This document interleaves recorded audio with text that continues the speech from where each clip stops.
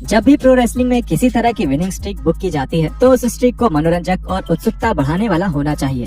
ऐसे iconic streaks जैसे कि गोल्डबर्ग की WCW की विन स्ट्रीक और द अंडरटेकर की ऐतिहासिक रेसलमेनिया की स्ट्रीक इतनी यादगार इसलिए है क्योंकि उन स्ट्रीक्स में फैंस की दिलचस्पी बनी रहती थी और ये दोनों ही स्ट्रीक्स अपनी अपनी कंपनीज में आखिर तक एक जैसे ही बने रहे। लेकिन रेसलिंग कंपनीज अक्सर ही ऐसे जीत की स्ट्रीक्स भी बना देती हैं जो बिल्कुल बेजान लगती है और इतनी खराब होती है कि फैंस भी सोच में पड़ जाते हैं कि आखिरकार ये कंपनी इस तरह के स्ट्रीक को अपने प्रोग्राम का इतना बड़ा हिस्सा बनाने के लिए इतनी मेहनत क्यों कर रही है।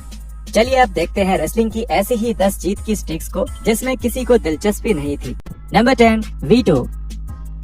रूथलेस एग्रेशन एरा के सबसे बदनाम किरदारों में से एक वो था जब वीटो लड़कियों के कपड़े पहनने लगे थे। इस किरदार को एक मजाक की तरह पेश किया जाता था और साफ तौर पर ये विंस मैकमैन को हंसाने के लिए किया गया था। उस गिमिक के कुछ हिस्से आज के समय के हिसाब से बिल्कुल ठीक नहीं है क्योंकि स्मैकडाउन के कुछ हील्स जैसे कि जेबेल और MVP ने एक आदमी को औरत के कपड़े पहनने की वजह से काफी नीचा दिखाया था।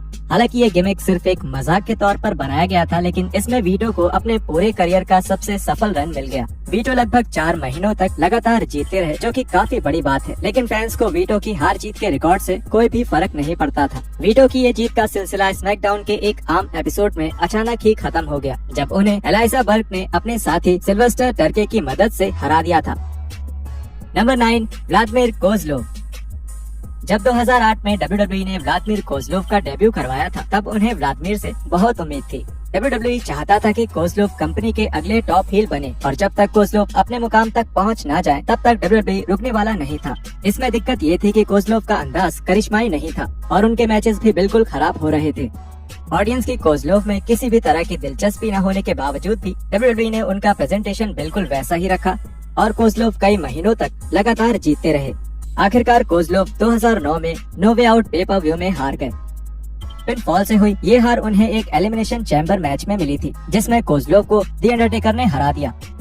इसी दौरान WWE कोज़लोव को कंपनी का टॉप हील बनाने पर इस कदर उतारू था कि वो रेसलमेनिया 25 में कोज़लोव का मैच द अंडरटेकर से करवाने के बारे में सोच रहे थे।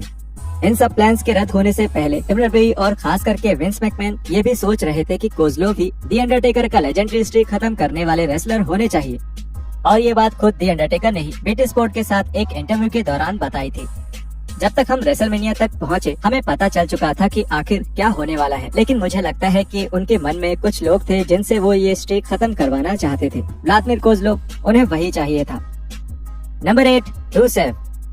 मेन रोस्टर पर अपने डेब्यू के बाद रूसेव को जल्द ही रोस्टर के टॉप स्पॉट्स में जगह दे दी गई।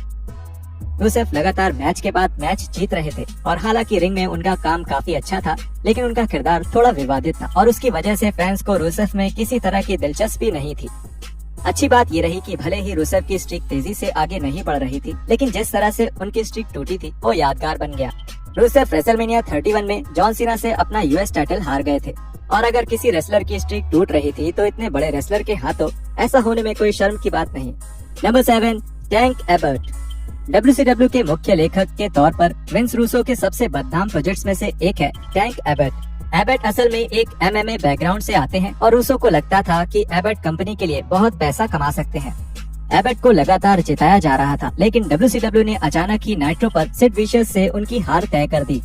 एबर्ट के स्ट्रीक टूटने के बाद WCW को शायद अपने इस फैसले पर पछतावा हुआ और इसके बाद एक और जीत की स्ट्रीक शुरू कर दी गई, लेकिन कुछ ही समय बाद एबर्ट को एक मजाकिया किरदार में बदल दिया गया। एबर्ट को एक मजाकिया किरदार में बदलने से कुछ ही समय पहले WCW सच में उन्हें कंपनी का सबसे बड़ा टाइटल जिताने के बारे में सोच रहा था। हैनिबल टीवी पर एक इंटरव्यू के दौरान खुद एबर्ट ने बताया कि जब सबको ये पता चला कि वो WCW वर्ल्ड टाइटल जीतने वाले हैं तब लॉकर रूम में सभी लोग हैरान हो गए। मैं बस रास्ते में जा रहा था, अपना काम कर रहा था और मैं किसी को निराश न करने की कोशिश कर रहा था। रूसो, मुझे लगता है ये रूसो ही थे।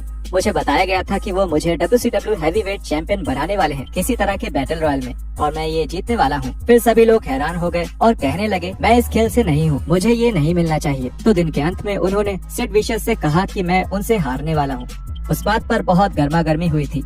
वो ये खिताब ऐसे किसी को नहीं देना चाहते थे जो शुरू से प्रोफेशनल रेसलिंग का हिस्सा नहीं रहा है, लेकिन जब एक बार मैंने रेसलिंग शुरू करी तब मुझे वो बहुत मजेदार लगी और मैं पूरी तरह उसमें शामिल हो गया, इस कल्चर से जुड़ी हर चीज में और बाकी सब चीजों में भी। तो वहाँ के ताकतवर लोगों ने मुझे टाइटल जीतने नहीं दिया।